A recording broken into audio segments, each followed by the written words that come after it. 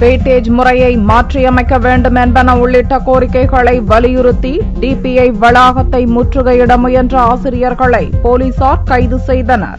Weightage முறையை ரத்து செய்ய வேண்டும், தகுதி அடிப்படையில் ஆசிரியர் பணி நியமனம் செய்ய வேண்டும் என்பன உள்ளிட்ட பல்வேறு கோரிக்கைகளை வலியுறுத்தி பட்டதாரி மற்றும் இடைநிலை ஆசிரியர்கள் தொடர் போராட்டங்கள் நடத்தி வருகின்றனர். உண்ணாவிரதம், பேரணி உள்ளிட்ட பல்வேறு கட்ட போராட்டங்களை நடத்திய நிலையில் வியாழனன்று சென்னை நுங்கம்பாக்கம் டிபிஐ வளாகத்தை முற்றுகையிட முயன்றனர். முறையான அனுமதி பெறாமல் ஆசிரியர்கள் கூடியதால் போலீசார் அவர்களை கைது செய்து வேனில் ஏற்றி சென்றனர். இன்று 13வது நாளாக தொடர் உண்ணாவிரத போராட்டம் மற்றும் ஆர்ப்பாட்டங்கள் ஈடுபட்டு வருகிறோம். ஆனால் இன்று வரை தமிழக அரசு பொறுமையாக மௌனம் சாதித்து வருகிறது. அது எங்களுக்கு மென்மேலும் வருத்தத்தை அளிக்கிறது. ஆசிரியர்கள் நாங்கள் நல்ல முடிவு வரும் நம்பிக்கையோட காத்துக்கிட்டு இருக்கோம். தங்கள் கோரிக்கைகள் நிறைவேறாவிட்டால் ஆசிரியர் தினமான செப்டம்பர் 5ஆம் தேதி கல்வி சான்றிதழ் உள்ளிட்ட அரசு ஆவணங்களை ஒப்படைக்கும் போராட்டத்தில் ஈடுபட உள்ளதாக அறிவித்திருப்பது குறிப்பிடத்தக்கது.